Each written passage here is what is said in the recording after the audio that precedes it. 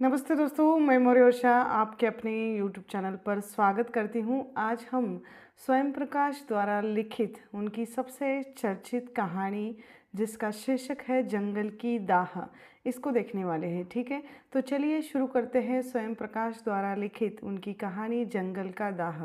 आप समझ गए होंगे शीर्षक से कि यह कथा एक जंगल के वनवासियों के जीवन पर आधारित है, अर्थात जंगल में रहने वाले जितने भी जीव सृष्टि है, पशु पक्षी है या जो भी मानव जाति है या जिनको हम आदिवासी कहेंगे या वनवासी कहेंगे, इनके जीवन के आधार पर लिखी गई ये कथा जंगल का दाह है।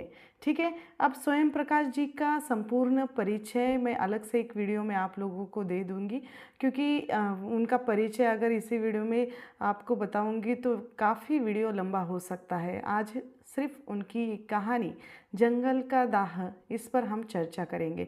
कहानी को शुरू करने से पहले कहानी के मुख्य पात्रों का परिचय देख लेते हैं, बाद में इस कहानी की कथा वस्तु या मूल सारांश रूप में इसकी कथा को देखेंगे। ठीक है, तो चलिए शुरू करते हैं इस कहानी के मुख्य पात्रों की ओर। इस कहानी के मुख्य पात्रों में, अर्थात इस कहानी का जो मुख्य नायक है उनका नाम है मामा सोन, और इस कहानी में दूसरा एक सहायक पात्र या मुख्य पात्र में आता है राजकुमार। बहुत सारे पात्र आते हैं, जैसे पशु पक्षी है या मामा सोन के शिष्य है, राजा रानी है या अन्य जो वनवासी पात्र है या प्राणियों के नाम हैं।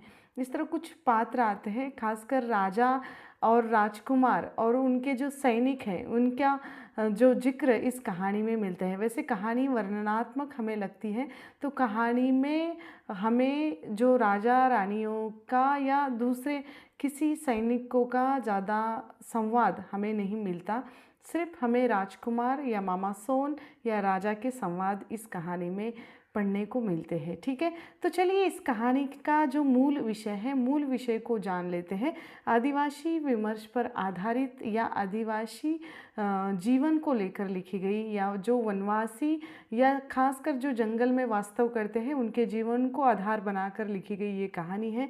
वनवासियों के जीवन की, जिसको हम कथा कहेंगे, कोई विद्या शॉर्टकट से नहीं प्राप्त हो जाती। कोई भी विद्या अगर अर्जित करनी हो तो पूर्णतः उसमें डूबना पड़ता है, ध्यान लगाना पड़ता है और मेहनत भी करनी पड़ती है, तभी हम वह विद्या अर्जित कर सकते हैं। तो धनुर्धर विद्या और उसकी शिक्षा दीक्षा का चित्रण हमें इस कहानी में पढ़ने को मिलता है। आखेट करना आदिवासी जीवन या आदिवासी लोगों का या उस वनवासी लोगों का आजीविका चलाने का एक मार्ग है।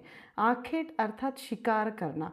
अब शिकार किस लिए वो लोग करते हैं, किसकी शिकार करते हैं और कब करते हैं, इसको हमें इस कहानी में देखना है। ठीक है, तो चलिए अब इस कहानी की कथा वस्तु को देख लेते हैं। कथा वस्तु आरंभ करते हैं। प्रस्तुत कथा का आरंभ मामा सोन से होता है, क्योंकि मामा सोन एक बहुत अच्छे धनुर्धर है और जंगल में वास्तव करते हैं, और उस मामा सोन के जंगल का वर्णन एवं मामा का वर्णन भी हमें इसमें दिखाई देता है। मामा सोन जो हमेशा लंगोटी धारण करते हुए रहते हैं और साथ ही धनुर्धर विद्या में अत्यंत प्रवीण, अपने शिष्यों को सिखाने वाले और जंगल में वास्तव करने वाले एक ऐसे व्यक्ति का चित्रण हमें इस कथा में मिलता है, जो वाकई बहुत अद्भुत है। या उनके साथ रहने वाले जो भी लोग हैं वनवासी, उनके बच्चों को तीर कमान सिखाते हैं, अर्थात तीर कमान चलाना ही नहीं सिखाते, तीर कमान कैसे बनाया जाता है इसके बारे में भी वो प्रशिक्षण देते हैं। स्वयं बाण एवं तीर बनाते हैं। वनवासियों की आजीविका जो है या उनका जो रहन सहन है, उनका जो दिन भर का जो काम होता है शिकार करना, या उनकी आजीविका जो चलाते हैं, किस तरह अपना घर बार या अपनी ज़रूरतें जिस तरह पूरी करते हैं, उसके बारे में भी लेखक ने खुलकर लिखा हुआ है। जंगल के पशुपालन में वनोपज या शिकार से उनकी जो आजीविका चलती है, क्योंकि वे खेती करना नहीं जानते, क्योंकि वहाँ जंगल में खेती करने जैसी ज़मीन उनके पास नहीं है। वनवासियों की एक खास बात होती है कि लड़का हो या लड़की, उनको अपनी खुद की जो ज़रूरतें हैं पूरी करने के लिए उनको स्वयं निर्भर बनाया जाता है, उनकी अपनी रक्षा करने के लिए उनको प्रशिक्षण दिया जाता है। उनको तीर कमान जैसे चलाना है या कैसे बनाने हैं, इसके बारे में भी प्रशिक्षण दिया जाता है, अर्थात लड़का लड़की में कोई भेद नहीं किया जाता। मामा सोन के इस कारण बच्चे हमेशा मामा सोन से घिरे हुए रहते हैं और मामा सोन को बच्चे बहुत प्रिय भी हैं। वनवासी लोग अपने बच्चों को मामा सोन के पास इसलिए भेजते हैं क्योंकि मामा सोन उनको आत्मनिर्भर बनाते हैं, बाण या धनुष जो है वो चलाना सिखाते हैं और उनके कारण, उसके कार्य के कारण मामा सोन की हर कोई इज्जत करता है। उनके शिक्षा के कारण बहुत अनाज या सूखा मांस या पशुओं की खाल या बाँस से बनी हुई घरेलू जो वस्तु है, बहुत सारी चीज़ें जैसे जंगल के कंदमूल वगैरह होते हैं, वो सारी चीज़ें बच्चों के माता पिता मामा सोन को भेजते हैं क्योंकि उनको पता है कि हाँ, मामा सोन हमारे बच्चों को प्रशिक्षित कर रहे हैं, जिस कारण मामा का जैसे उदर निर्वाह चलता रहता है। मामा सोन बच्चों को उनके कद काठी के अनुसार और उनके क्षमता के अनुसार ज़रूरत के हिसाब से उनको तीर कमान चलाना सिखाते हैं। पहले बच्चों को जंगल और पशु पक्षियों के बारे में ज्ञान देते हैं, जंगल का ज्ञान देते हैं, घूमने के लिए कहते हैं, उनको समझने के बारे में बताते हैं क्योंकि जब तक हम जंगल को नहीं समझ पाते तब तक हम शिकार नहीं कर सकते, ऐसा मामा सोन का कहना है। शिष्यों को जंगल की सैर करवाते हैं, फिर बच्चे इनकी दी हुई शिक्षा के अनुसार उनका अनुकरण करते करते एक एक तीर से चार चार जो चिड़िया है मार गिराते हैं। मामा सोन ने अपने शिष्यों को तीर बनाने से लेकर तीर चलाने तक का प्रशिक्षण दिया है। उसके बारे में संपूर्ण जो जानकारी होती है वो जानकारी भी मामा सोन देते हैं। ऐसा भी सुन रखा है कि मामा सोन ऐसे भी तीर चलाते हैं जो अपना लक्ष्य भेद करके भी वापस आकर लौटते हैं, यानी लक्ष्य भेद कर वापस भी आते हैं मामा सोन के पास। ऐसा करते समय किसी ने मामा सोन को नहीं देखा था, लेकिन अविश्वास भी नहीं कर सकते थे क्योंकि मामा सोन के पास ऐसी विद्या अर्जित थी, क्योंकि उनकी ख्याति जो थी दूर दूर तक फैली हुई थी। एक दिन एक राजकुमार अपने नौकर चाकरों के साथ ऐसे ही जंगल में आखेट करने के लिए आता है और शिकार करने आता है, लेकिन राजकुमार को शिकार करने का कोई अनुभव नहीं है। इस कारण वे और उनके सैनिक जो है हो हल्ला करते हुए शिकार करने के लिए जंगल में घुस जाते हैं। तो पंछियों ने, उस जंगल की जो पंछियाँ है वो भी प्रशिक्षित है, जैसे आवाज़ करती है और सारे जो जंगल के प्राणी हैं, पशु पक्षी हैं, उनको सतर्क कर देती है, सावधान कर देती है। सब प्राणी अपनी अपनी गुफाओं और घोंसलों में जैसे दुबके हुए रहते हैं। राजकुमार शिकार के लिए भटकता रहा। जंगल का राजा जो था शेर, उनको लगा कि ये तो राजकुमार है, मैं भी कम नहीं हूँ, मैं तो जंगल का राजा हूँ, मैं क्यों डरूंगा इससे। इसलिए अगर वह राजकुमार है तो मैं भी राजा हूँ। और शेर अपना जो गुफा छोड़कर बाहर आता है, राजकुमार के सामने आता है और सहज भाव से उस राजकुमार को अभिवादन करने के भाव से वो दहाड़ मारता है। खुले शेर को देखकर राजकुमार डर जाता है और उसके पास जो भी उसके साथीदार थे, सैनिक थे, वो सब भाग जाते हैं या भाग गए और उसी समय राजकुमार चीखने चिल्लाने लगता है। अब इस परिस्थिति में शेर को लगा कि राजकुमार का चिल्लाना मतलब वो शेर का शिकार कर रहा है, अर्थात शेर को ललकार रहा है और वह राजकुमार पर हमला करने के लिए तैयार हो जाता है। जैसे ही हमला करने के लिए तैयार होता है उसी समय, यानी ठीक उसी समय झाड़ी के पीछे एक छिपा हुआ मामा सोन का शिष्य था। उसने जो एक बाण मारा और बाण यानी उस तीर को चलाकर उस शेर का ध्यान दूसरी ओर भटकाया और राजकुमार को भागने और संभलने के लिए थोड़ा सा समय दिया। शिष्य शेर को भगाता भगाता इतनी दूर लेकर चला गया, इस तरह राजकुमार की जान बच जाती है।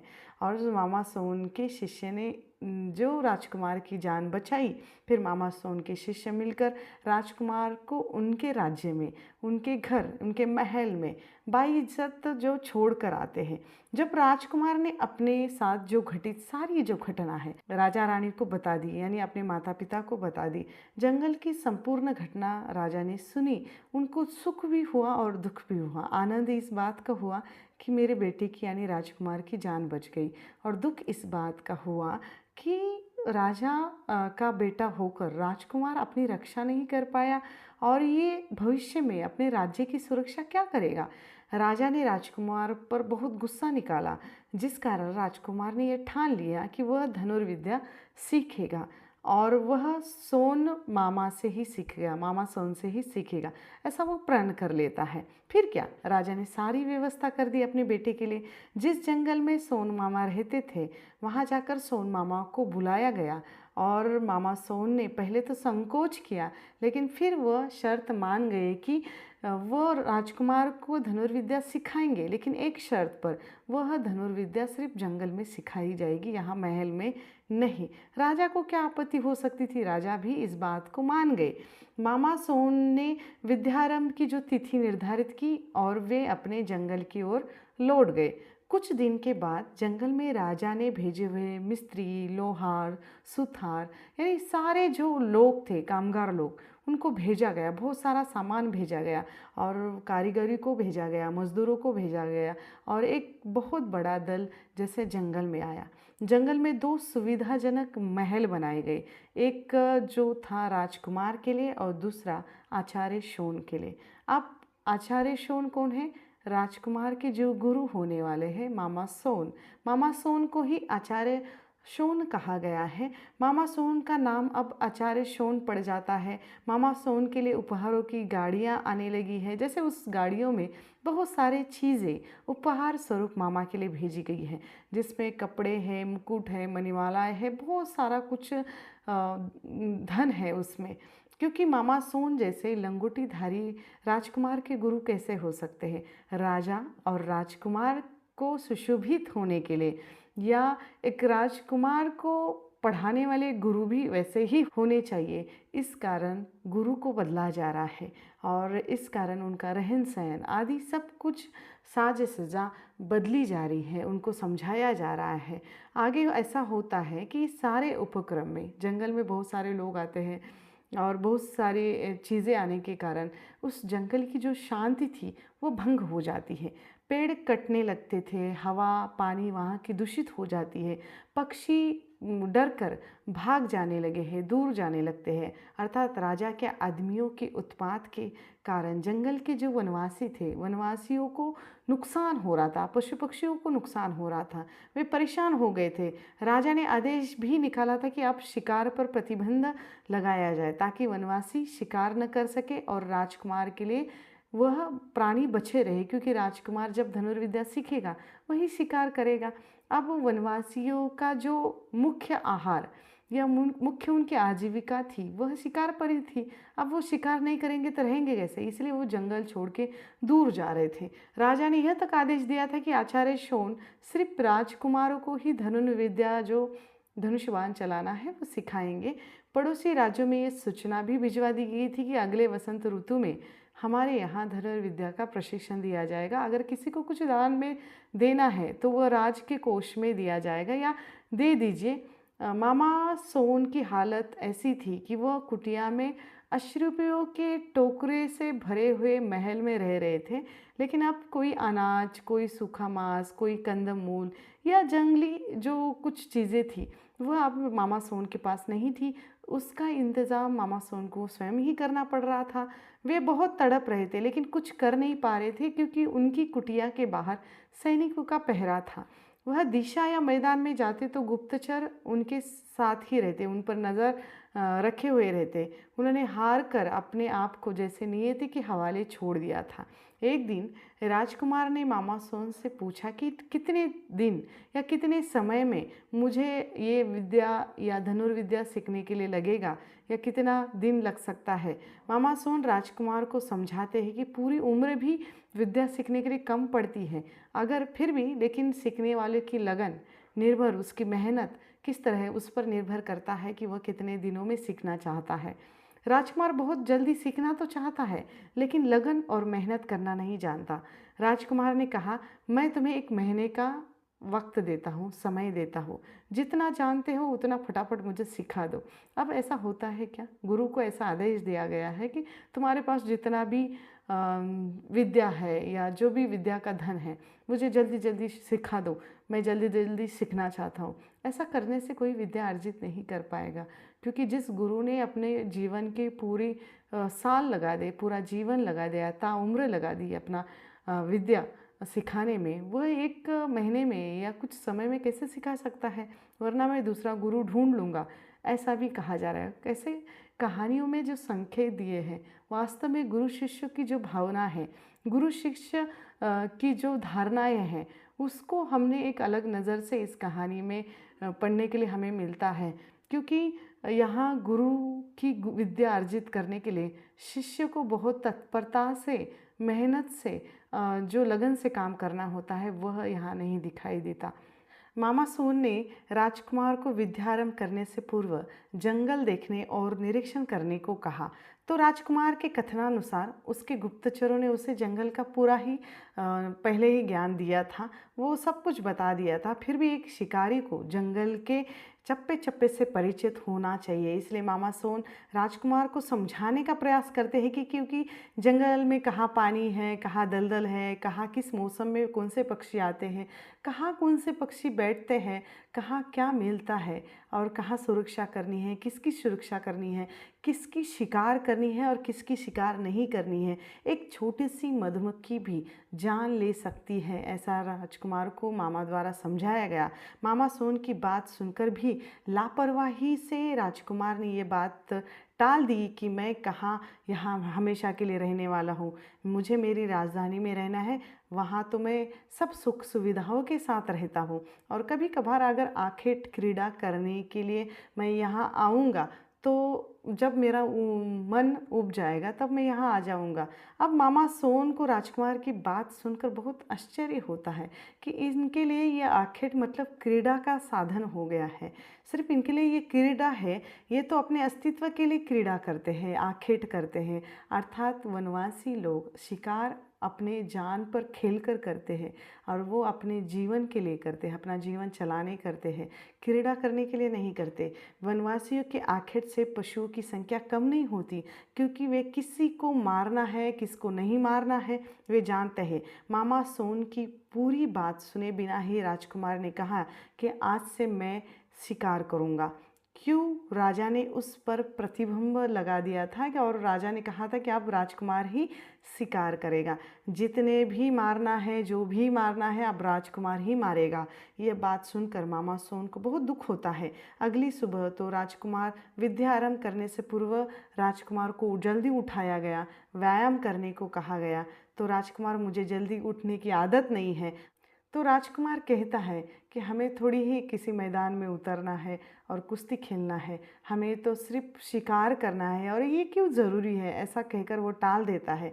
और फिर आगे होता ऐसा है कि एक दिन वो सुबह सुबह जिस दिन विद्या आरंभ करने वाले थे, मामा सोन ने वन देवी को प्रणाम कहा और दोनों भी अपने अपने धनुष्य लेकर जंगल में जाते हैं। चिड़ियों को मारने के लिए शुरू में मामा सोन ने उसको कहा गया। मामा सोन ने नीली वाली चिड़ियों की तरफ इशारा करके कहा कि इस तीखी जो नीली चिड़िया है, इसको तुम मारो, इस पर बाण चलाओ, क्योंकि ये अपनी तीखी और लंबी चोंच से दूसरों के या दूसरी चिड़ियों के अंडे को फोड़ देती है, उसे मार गिराओ। राजकुमार ने तीर चलाया, एक भी चिड़िया नहीं उड़ी। दूसरी बार जब प्रयास किया, तीर एक डाली पर लगी तो सारी चिड़िया उड़ गई। राजकुमार के अनुसार वह चिड़िया हिलती है तो मैं कैसे शिकार कर लूँगा।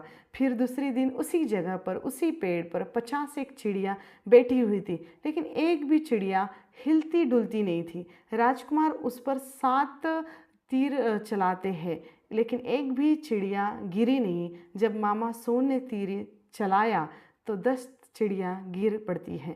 राजकुमार जब पास जाकर उनको देखता है तो वह नकली चिड़िया है। वो मायूस हो गया और कहता है, चिड़िया बहुत छोटी छोटी है।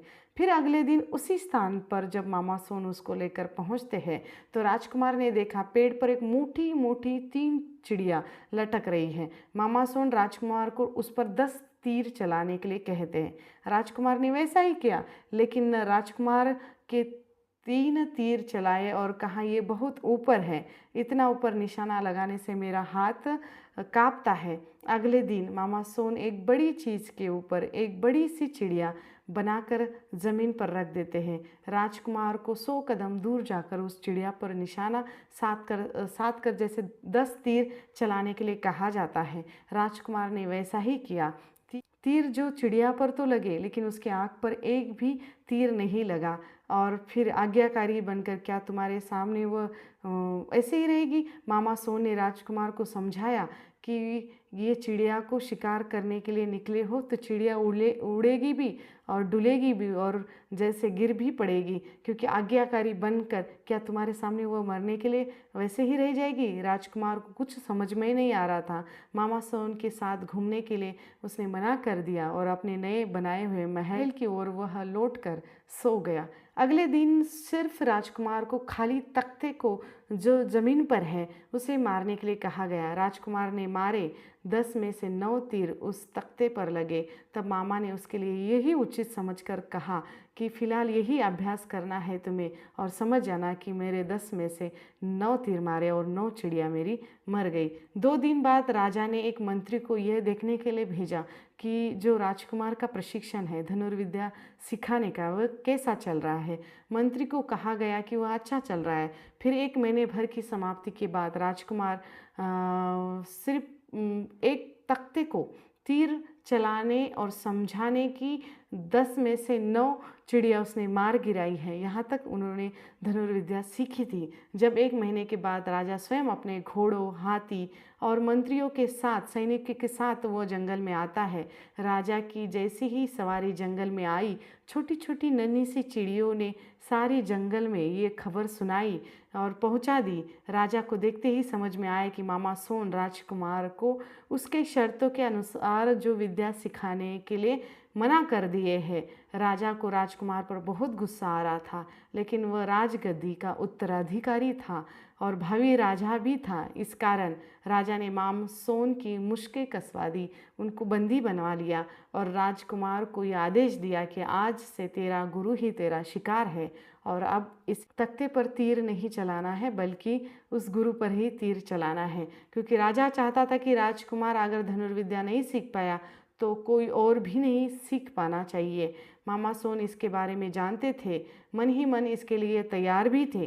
राजकुमार शिकार करने के लिए तैयार था। वह 10 में से 9 तो तख्ते को तीर मार ही लेता था। आज तो उसके सामने जीता जागता मनुष्य था और उस पर निशाना लगाना कोई बड़ी बात नहीं थी।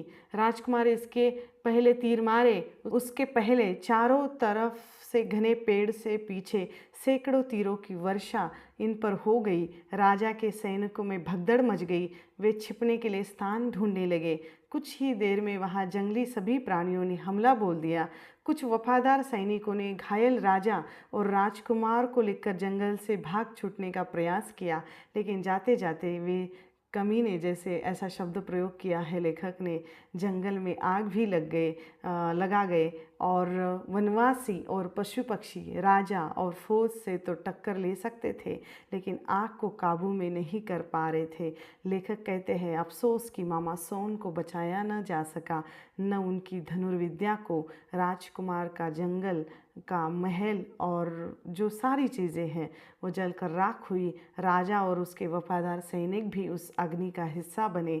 इस घटना के बाद कहने वालों ने तो बहुत कुछ कहा कि वन और वनस्पति फिर से उगेगी, फिर से मामा सोन का जन्म होगा, लेकिन लेखक कहते हैं कि ऐसा हुआ कि नहीं पता नहीं, पर आज भी मामा सोन के वंशज जो हर शहर में बांस की टोकरियाँ, तार की छींकें और गत्ते के तोते, चिड़िया आदि बनाकर बेच रहे हैं। यहाँ तक सुना है कि इस इलाके में बहुत बड़ा बांध बना हुआ है। आधुनिकीकरण का ये बहुत बड़ा प्रतीक, जिससे देश का बहुत बड़ा विकास होगा। मामा सोन के वंशजों और शिष्यों को जंगल से हकाल दिया गया। अंत में हम इतना कह सकते हैं कि मनुष्य अपने स्वार्थ के लिए जंगली वनवासियों को, पशु पक्षियों को नष्ट कर रहा है। जहाँ जंगल में आग लगाई जा रही है, पेड़ काटे जा रहे हैं, जंगल नष्ट हो रहे हैं और बड़ी बड़ी इमारतें बनाई जा रही है, बड़े बड़े रास्ते बनाए जा रहे हैं, जिससे हमारा देश का विकास तो हो रहा है, होगा, उन्नति होगी कहा जा रहा है। कहाँ ये हमारा अधपतन नहीं है क्या? और इस ओर जहाँ वनस्पतियाँ, पेड़, जंगल नष्ट हो रहे हैं, पशु पक्षी नष्ट हो रहे हैं, और एक तरफ मनुष्य उन्नति कर रहा है। और ऐसे उन्नति के लिए हमारे देश में बहुत सारी विद्याएं अर्जित लोग थे, बहुत सारे महापुरुष थे, और ऐसे में विद्याएं हमारी नष्ट हो रही है, और हम पाश्चिमात्य संस्कृति का अनुकरण करते हुए हमारे देश को अधपतन की ओर लेकर जा रहे हैं।